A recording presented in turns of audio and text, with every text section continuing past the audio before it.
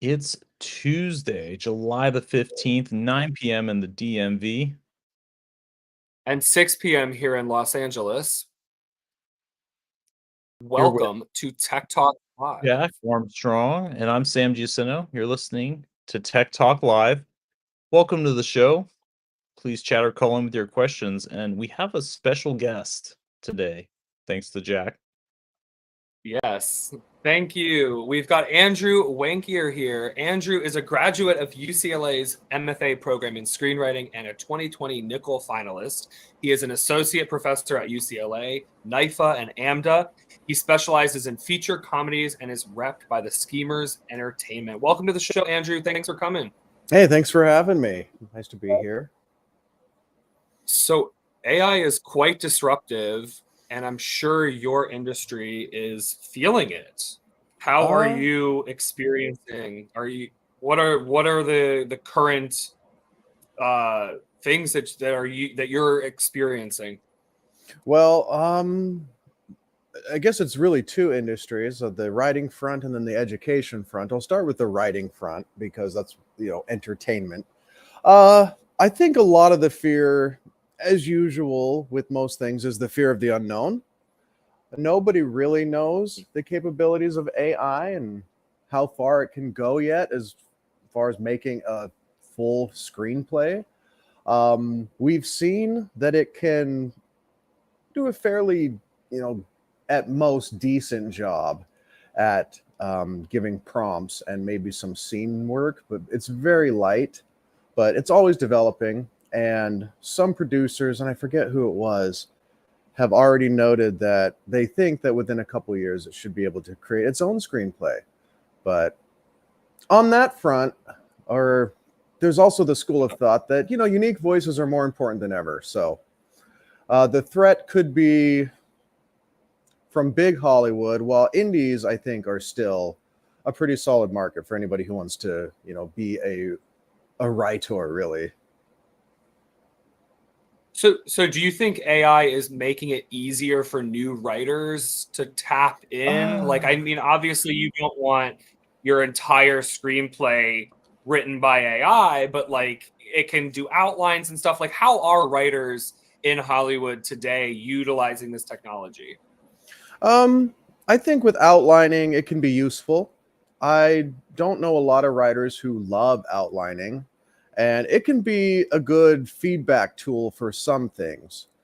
It's not very good at original thought. So if you're asking it to come up with scenes in your outline, that's not going to really help. But if you're asking it to, point out strengths and weaknesses, automated coverage, it's pretty okay for that. Although, as someone who has experimented with a little, I don't know if anybody's experimented with it here on any kind of a capacity, but it is kind of a cheerleader. So you do have to take it with a grain of salt. It gives feedback like a mom would. It loves it no matter what. Yeah. Has a lot of love for your work. And it's extremely positive. Yeah. Which in that sense, it's great because it keeps you going. So maybe that's the point. But as far as what was the other question, Jack, besides outlining? Well, so it's clearly being disruptive. I guess how are people utilizing it? So clearly for feedback and constructive feedback. I'm assuming if you wanted to prompt it, hey, be tough on this work. I'm uploading a scene. I know they're not supposed to train. That's a whole nother discussion. I know they're not supposed to train AI based on what you're requesting it, but what it's ingesting from you. But anyway, so yeah, are there other ways that is it making it easier for screenwriters to make things? I don't know. That it might be too new to know that, but there's always been waves of technology making things easier for screenwriters. You think about, 40 years ago, I'm trying to do it in my head, and I'm 41. So yeah, 70s, early 80s, and before that you had to do it on a typewriter. Yeah. Imagine when all of a sudden the screenwriting software became available, how many more screenplays flooded the industry then. Not everyone is a good one. And now AI, it might make it easier in some sense for lazy writers, but I think it's also pretty identifiable when somebody's using it. AI isn't That's very true. good at And making there is a voice to it. That's the thing. And I think it's the same as when I teach. The lazy people don't fix it, and so it's going to be kind of obvious.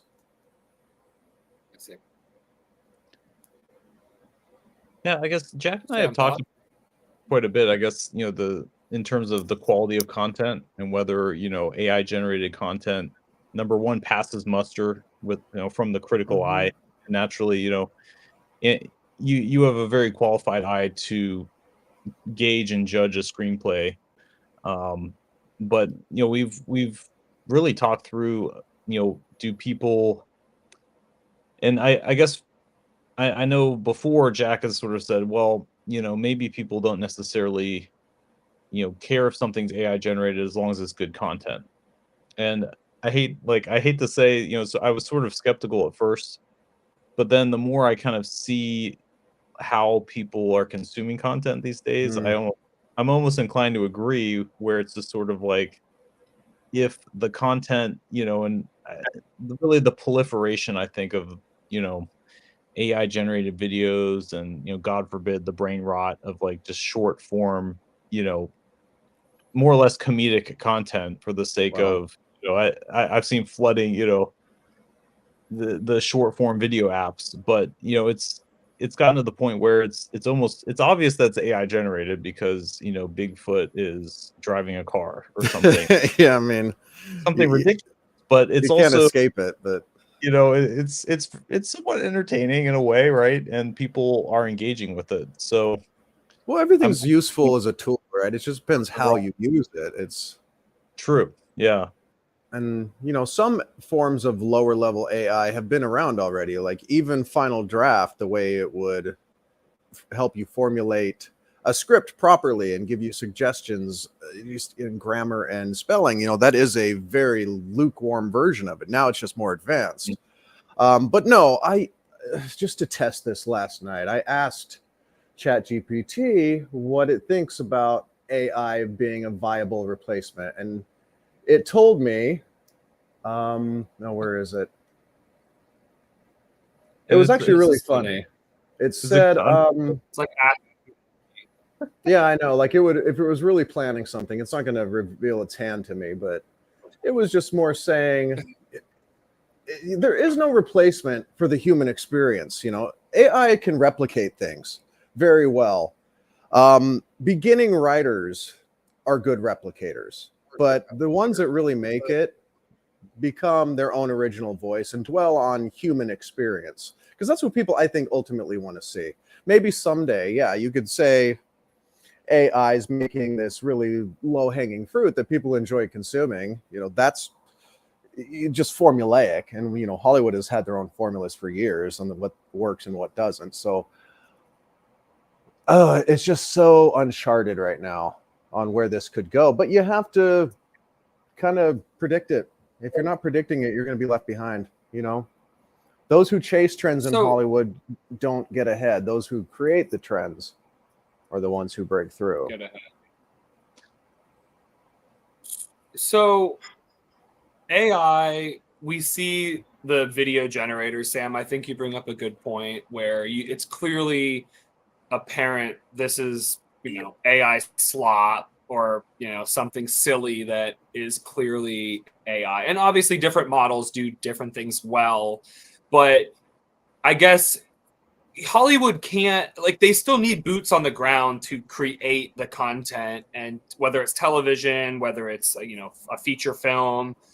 So I feel like AI is helping in the development process, but like, it, I guess, is more content getting actually made now because AI makes it faster in development, potentially for them to read or review things or come up with scene changes or whatever needs to happen. Like, if they're going to ask AI for feedback, I mean, I guess a screenwriter's assistant, maybe if they had two assistants before, and a writer's room, I mean, are writers' rooms getting smaller as a result? Or like, are things getting faster because of this, slower because of this? Like, well, writers' rooms, I don't know if they're necessarily getting smaller, but there are less of them. Just post-strike things. That isn't necessarily influenced by AI, because as far as I know, some of my friends who've worked on pretty popular shows, they have training on how to use it, more properly.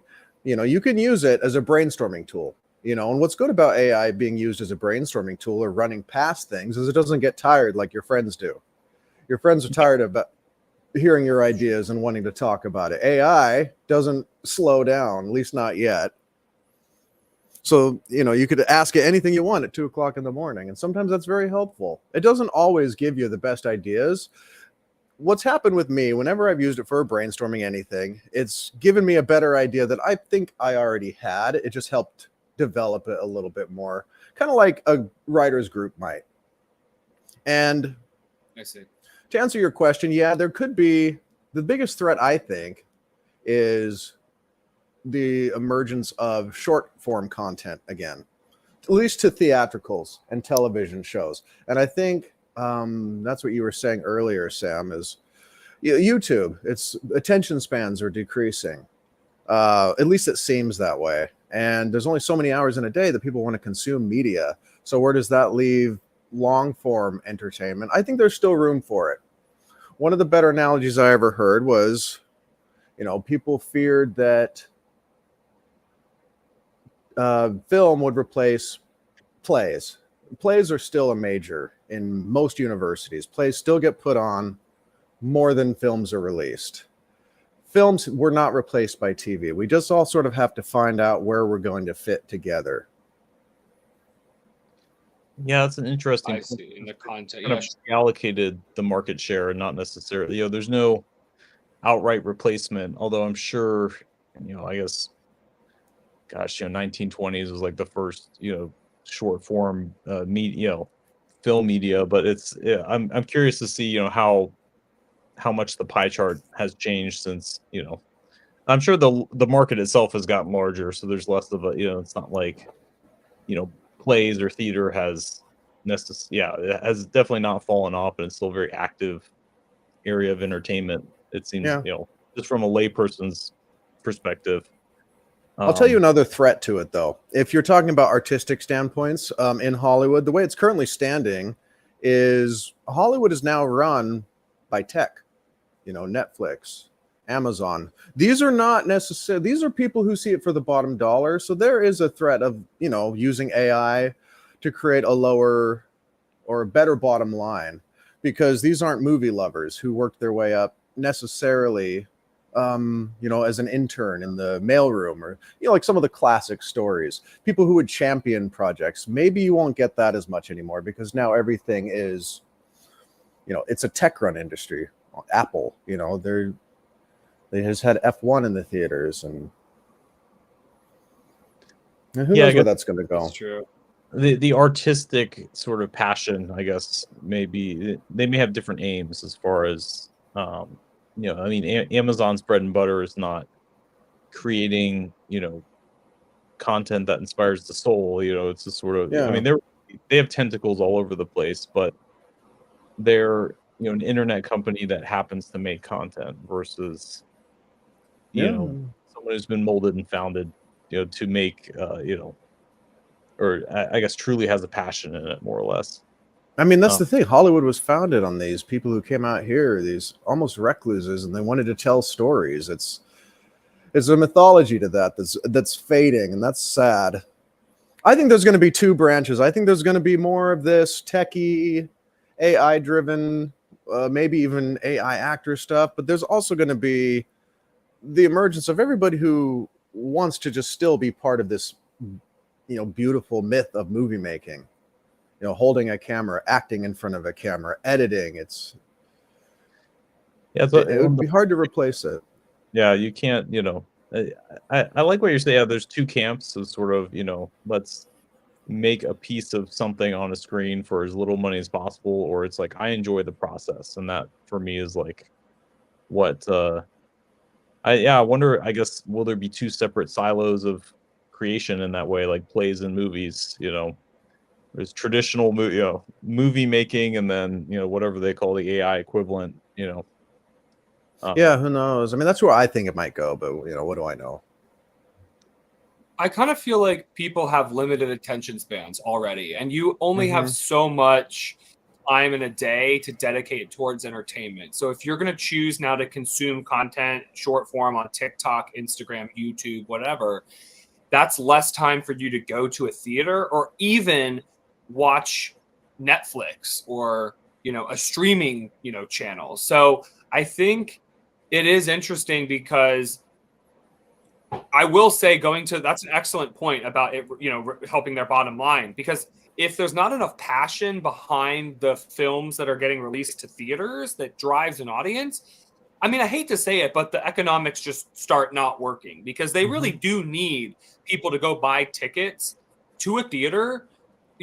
That theatrical release is where they're making most of their money. And I feel like people don't understand that millions and hundreds of millions of dollars go into some of these large scale films for, I mean, it's a lot of people hiring, a lot of shoot logistics. I mean, it's complicated making these films, and the budgets are very high, but it goes towards paying a lot of people. And I feel like if they're not going to get a return on their money, because again, they could have put their money somewhere else, but they chose to make a film and then they want people to go see it. So if everyone's just going to be consuming content on our phones, I mean, I get it. This is not necessarily related to AI, like people's obsession. I think it's just AI is not helping people's attention spans. We already see articles coming out where students that rely on AI to do research and do writing, it's like, if you're coming up in academia today, it's like, you're already using AI, and your brain is probably, like, your critical reasoning skills are probably, and writing skills especially, if you're relying on AI to do I can speak to anything. Yeah. I mean, how is that? What do you see? What do you see there? Well, it's not necessarily AI. It's a combination of two things. The students who didn't have to attend, any kind of formative years going to school online because of COVID. Before that, even though the writing wasn't always, as good as you think it might be, even at UCLA, there's been a severe dip in quality after the pandemic, just because there had to be leniency then. And these students who needed that leniency are now, relying on AI to sort of pick up the slack. So I don't know where that feedback loop is going to end, but I see it all the time when AI comes through. It's very, very obvious. So why do you think your students? Yeah, but why aren't they changing? So it's just it's enabling laziness clearly, but why do you think they're not changing anything? Why are they not making it unique? Do they really think that you're just, I mean, you're the expert here. You read screenplays. Do they just think you're not going to catch them? Well, it's more, I mean, I also teach, the more times I see it, or when I teach the generals, the gen eds, that students probably don't care about too much, but they should, because it's foundational to the advanced classes. They don't, I mean, I didn't get that at that age either, but yeah, I try to teach them, you'll find your voice, all the good projects that are going to resonate, they're going to reach wide scale people, are going to speak to them. And you have to be a good storyteller to engage with as many people as possible. And I don't think when you have generic AI stuff, it appeals to, I mean, you're generic. It's not going to appeal to that many people that deeply. If you really want to stand out, you have to bleed on the page, as we would say in the industry. And then that resonates more. So it's going to be harder for sure, but the humanity of it, we might find again as a result, which is ironic, but we're going to need to. Yeah, I guess it may become more valued now that it's almost rare to find in a way.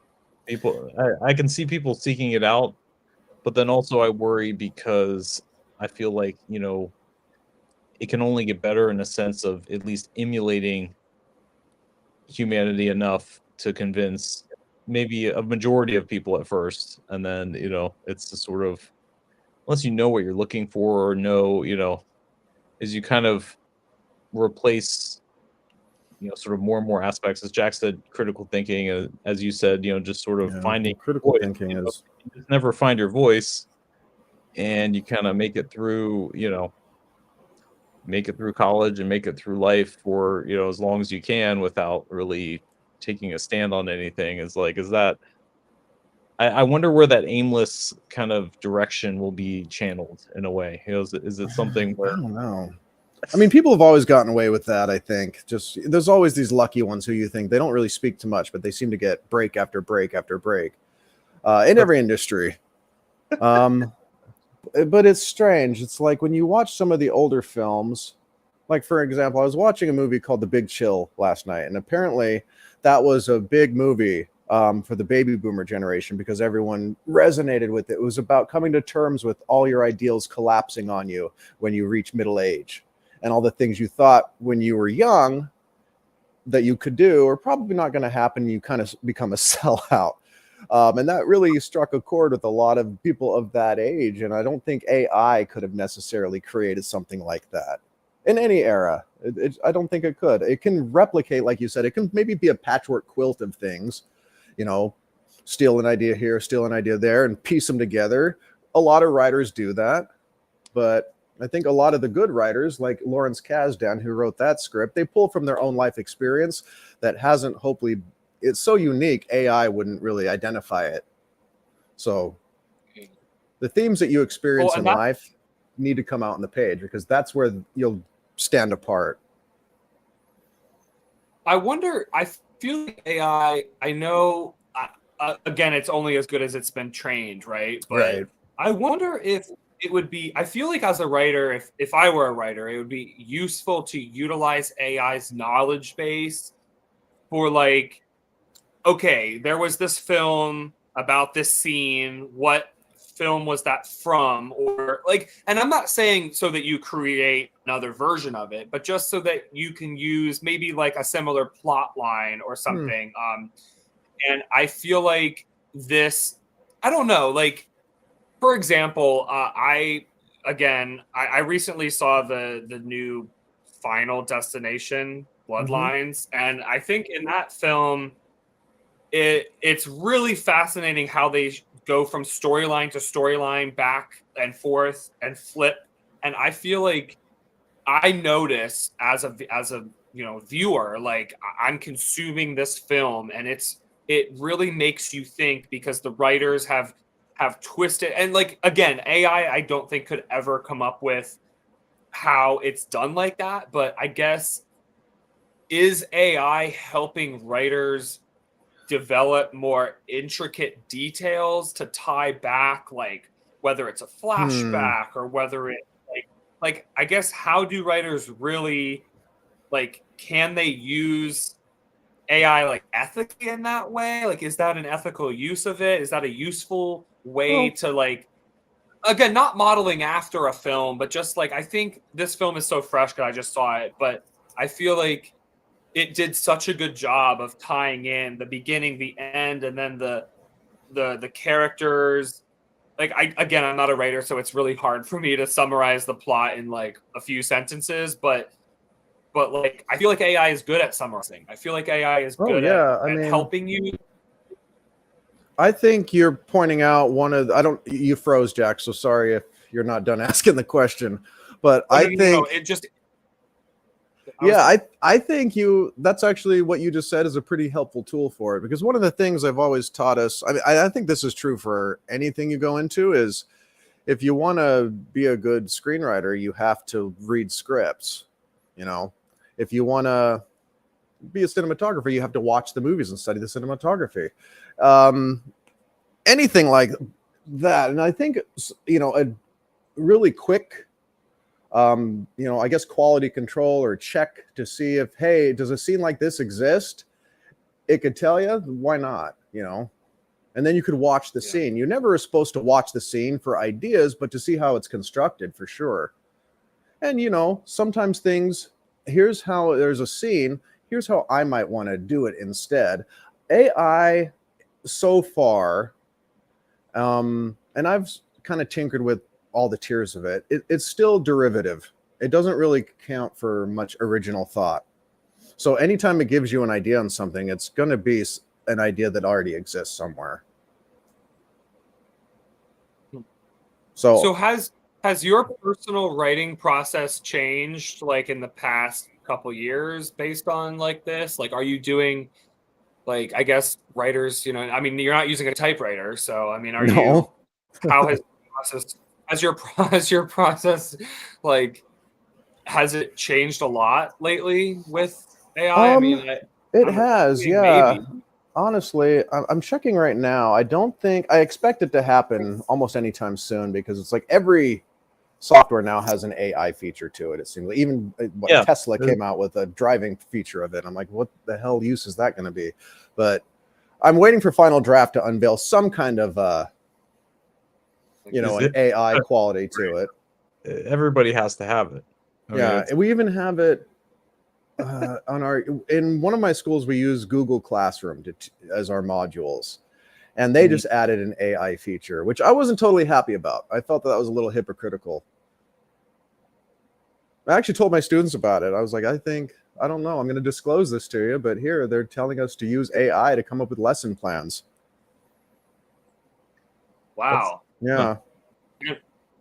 Is that so they pay you less, or they don't want to pay you more for spending more time? Well, is this more like a time thing? Like, oh, be more efficient so we don't have to pay you more hours? Maybe. I mean, they cap our hours anyway, so it doesn't matter if you go over. At least some of these like more private conservatories, they always do that. That's sort of the business model. But yeah, I guess it would help you keep under those hours. Although, I have a lot of lesson plans I can pull from by now. I don't really use that. It never. I did try it, but it gave me something that was so irrelevant that it was not going to work. It's going to take more time to fix it. Yeah, exactly. That's making a whole new one. That's what I'm glad you said that too, because a lot of my students who would really want to use AI, I'm like, it would take more time for you to adjust it and go back. You might as well just try to write from scratch, and you'll not only will become better than what AI can give you, but you'll also take less time doing it. Yeah, it may not feel like it, but you'll spend less time ultimately. Yeah, it's like when you would cheat in high school, or try to cheat. It's like the things people would come up with in my high school took more time than just studying. Yeah, the whole like roll of paper up in the pen, or like use. Oh yeah, we did that. We did that. Can I borrow a pen? Yeah, here you go. It was like downloading Wikipedia on your TI-84 and just like. We didn't have Wikipedia in my day. Cheating was hard. Couldn't do it really, except for the pen move. Yeah, it's just small sheets of paper. Really, it's like. Yeah, that's all it was. I was usually, I know this sounds awful, but yeah, it was usually my piece of paper in the pen I was handing off. But that was probably my pathetic drive to earn friends. But well, nowadays people just, there's probably some people who think AI is not even cheating; it's just kind of a tool. I guess it's like using a calculator when you're not supposed to. Yeah, that's kind of one thing, and I know we've talked about this before, Jack, with Cluely. There's an AI startup that, essentially smart glasses that record your life and tell you what to say when you're on a date, or oh god, it's just sort of like, and the whole premise of that is like, well, when the calculator came out, that was considered cheating. So this is just going to be using the tools afforded to us to live in some senses, I guess, a fuller life, because you can, I don't know, AI hack your way through a social interaction. But there are people firmly in that camp that kind of concerns me from a, just a, I don't know. It's at that point you're not interacting with the person. I mean, they're essentially abstracting their humanity to a computer to tell them. It's just sort of like, what does your brain even do at that point when you're, you automate your interactions, you automate your critical thinking skills. It's this sort of like, you become the AI. It's weird. Yeah, you're robotic at that point. You can't think for yourself. Yeah, and AI can't think for itself. So yeah, we'll get a bunch of Yeah, I don't know. And I've probably fallen into some of those rhythms myself, but This is probably on the very outskirts of it's not really entertainment. I mean, I guess it's entertaining, but dating apps I feel like would really benefit from like algorithms. No. No, of course, this would be but if you think about it, no. Listen. It would be a privacy violation, but listen, I feel like matching, again, not telling you what to say, but I feel like there's got to be a better way to like, do you know what I mean? Like, I mean, it's weird. I'm looking at my phone, like, we have that kind of now. Like, I'm looking at some of these are work texts, but it's telling me how to respond on my phone. Yeah. These are prompts, but I guess it would be the same thing with a dating app, but I feel like matching people based on their interest. I don't know. I don't know where AI comes into this, like how AI really helps with that. But like, I guess I would equate it in the entertainment, like in the screenwriting industry, to like, I guess if you're going to utilize AI to come up with a first draft, and then it's going to be based on, I don't know, like I feel like to land that job, people do a lot out here to land jobs, do things. So I feel like I wouldn't put it past somebody to like use some advanced combination of AI tools to like come up with a full-on pitch and script, and then when they actually get the job, then they go like fixing it. I don't know. There we go back to the fixing it. But yeah, it just makes me wonder, like, is AI smart enough? Like, can artificial intelligence, can the algorithm learn about our preferences in a way to like, again, kind of like how a script would unfold? I don't know. It's weird. Like, you mean as like in a collective community preferences or just personal preferences? Well, like take Instagram or take TikTok's algorithm, right? Like it clearly is, it's learning based on what you engage with, right? Like, wow. So I mean, it really is. What you click on and consume, it's tailoring it to you because they want to keep your attention on the app. So they want to give your brain what it wants.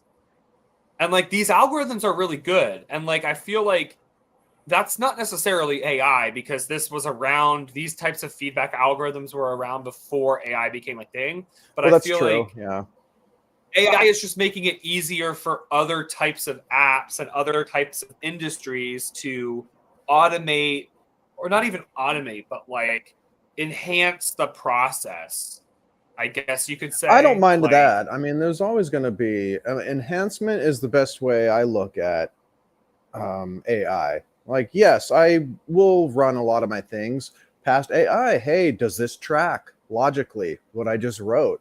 It can point out, it doesn't get everything. It's not always great at catching all typos either. But when I submit something to my manager, I do tend to feel a little bit more confident in that some of the holes are plugged more than they otherwise would have been. So maybe in that sense, it's going to save time. But as far as preferences, this is just individual, but I don't know if a lot of people know this. I'm sure you two do, but everybody should go into ChatGPT settings and then go to manage memories and see what it has remembered about you. Because it has a list of reference points that it saves to give you tailored feedback. I did that last night. I didn't know it existed until then, but here AI is already building a profile based on it's like your search history with Google. Yeah, exactly. And who knows what they'll use it for? Probably to market something to us, but.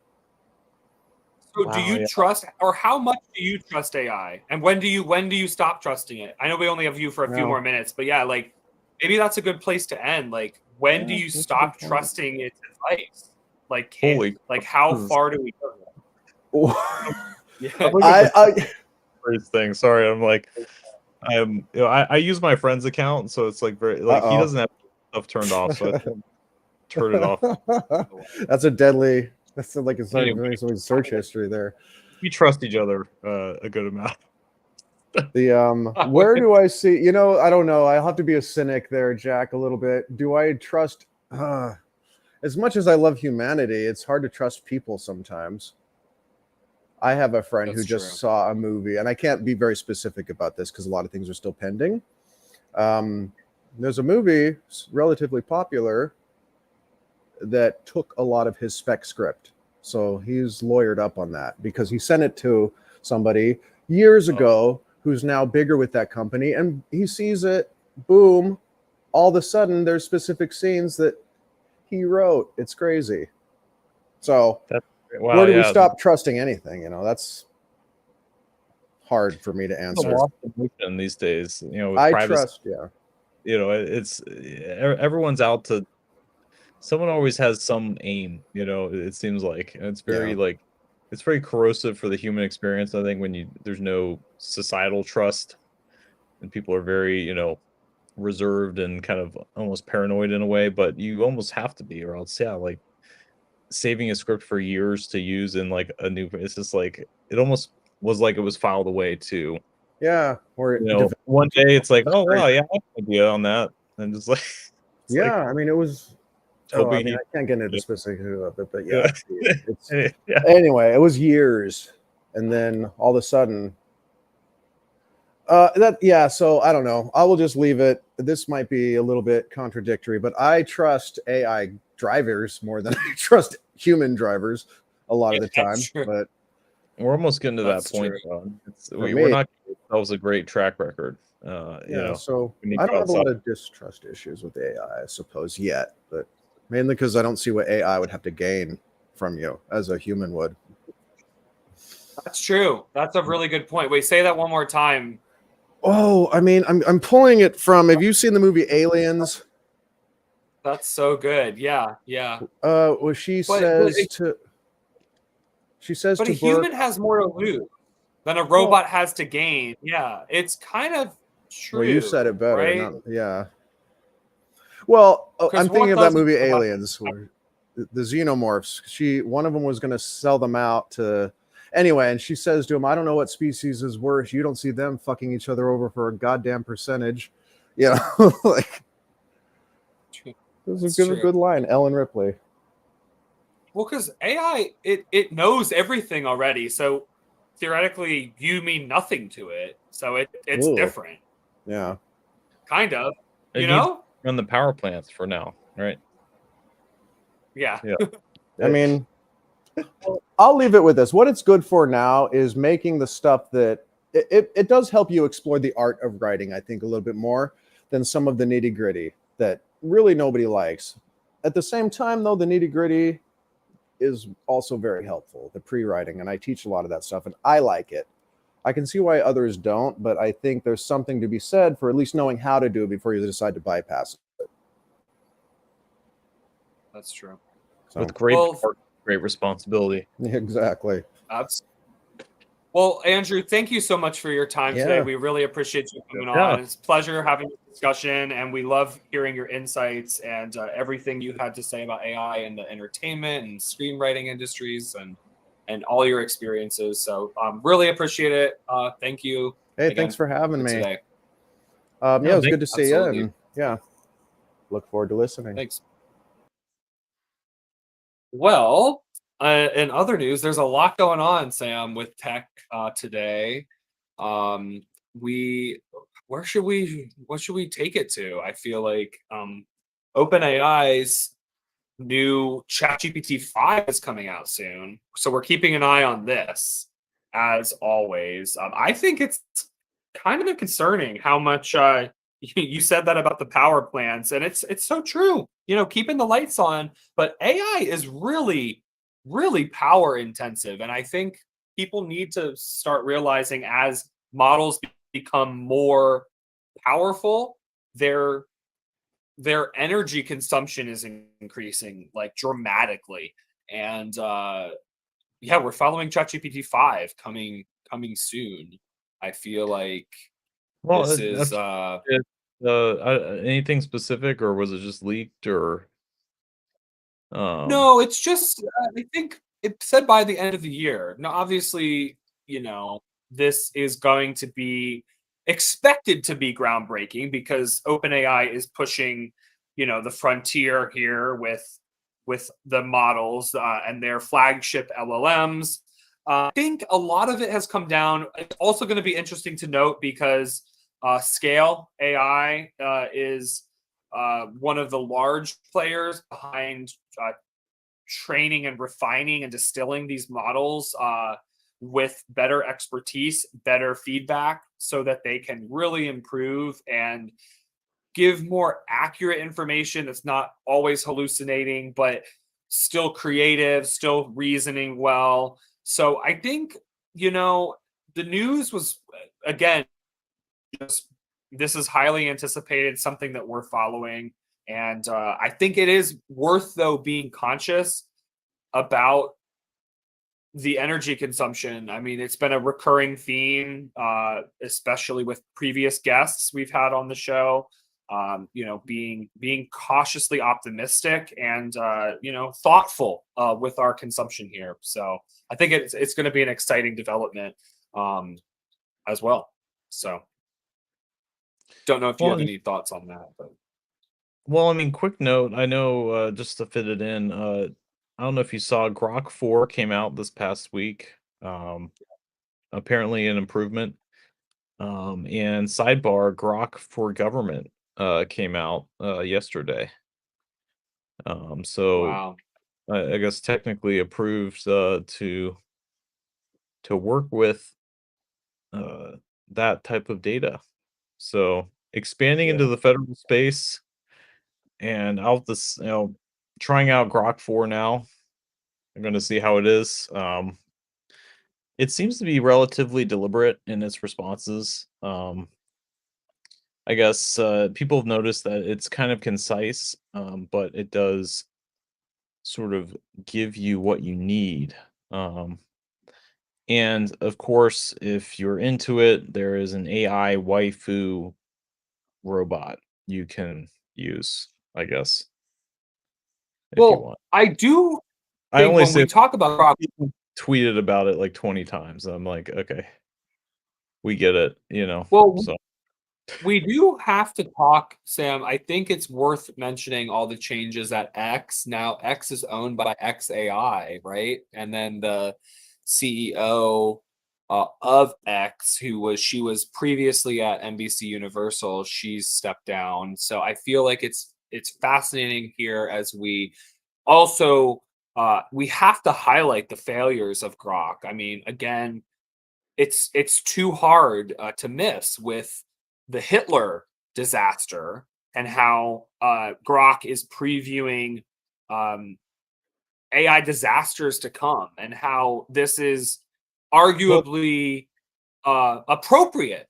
Elon thinks this is like appropriate to have as free speech, but an well, AI is one.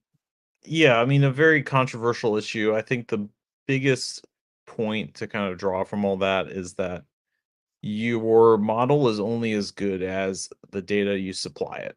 So, depending on where that comes from and how that's sourced, you get a wide variety of responses. Um, and so, yeah, I mean, it makes, that kind of, going back to scale AI, and having quality tagged data, or, just sort of, accurate, image tagging, or whatever you're trying to base your model on. I think that sort of highlights that it will be whatever you feed it. And in a way, uh, you know, even if unintentional, if an intentional bad actor were to modify something to, create, misinformation, or, even just like, I don't know, like, even like short form videos that, are just there to farm engagement, and just kind of, it's, it just kind of shows you that even, sort of, I don't believe it was intentional, but I think it was just sort of an unintended side effect that was pretty pretty bad. I think it's a fair thing to say. You don't want your AI saying that. So I think it just kind of goes to show you that we need to be hyper vigilant of people who may, may want AIs to say that, That's true. and That's they true. see that as sort of a dog whistle to be like, wow, we can create an AI that essentially it's not just an online echo chamber. It's now this, online echo sphere because you can just spawn in bots to really just echo really, and we've seen this before and we've talked about it, as far as just um really the bot accounts on Twitter, sort of, with how they interact and speak and whatnot. And this is prolific across every social media platform. It's becoming, just like AI is becoming increasingly more able. Think about how hard it is to identify what is AI. So you have the dumbest humans and the smartest AI, and they're slowly, it's slowly converging. Okay, arguably there's a pretty big overlap now, right? Yeah. The AI scoring, an 80% on a graduate level math exam. I mean, honestly, it's probably surpassed me by this point. It's just sort of like, so for now, it's just a matter of like, how do you even tell? Um, Well, it I it's I feel like um I feel like it's the problem with it's inviting bad behavior from these AI. Uh, Again, it's if you're in, I don't want to say inciting these responses, but if you're saying it's acceptable, that's part of the problem, though, because then you create this dangerous, I guess you could say, sort of semi feedback loop where the AI, I'm not saying they're rewarded for this behavior, but they don't think it's wrong. So if the AI, like let's say the new Grok, doesn't know what's right or wrong, they're they're really programmed to not have a set, no filter, and again, is that a good thing? Is it really good to have this? Again, these are tools meant to be used by people of all ages, shapes, sizes, nationalities. Like, again, is it really good to have an unhinged AI that was never told what's good and bad, what's societally acceptable to say or not? So it is kind of interesting, like when you just well, let it kind of be rogue. well, I mean, it's doing what it's told. I mean, it's just a matter of, kind of playing fast and loose, Yeah. with, because again, it's one of those things. If you don't prompt it, specifically, it won't. It accomplishes what you tell it to do most of the time, but can also, be a little bit risque in how it interprets and uses the data it's been provided. Scary Um, stuff. Well, we're keeping everything updated every week. I think nice to have Andrew on the show again. Thanks to him for coming on today.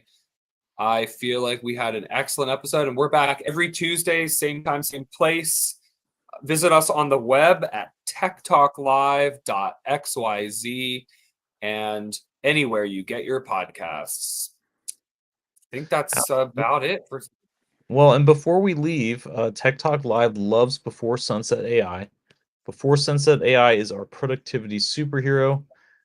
You can use code Tech Talk Live for 3 months free to conquer your conquest with Before Sunset.ai. Manage your to-do list with AI. Probably a good use for it. We spend a lot And of be time more on productive. not so good Absolutely. uses of it. So Be more productive. Check out, before sunset.ai. Use promo code Tech Talk Live and save on your subscription. Thanks for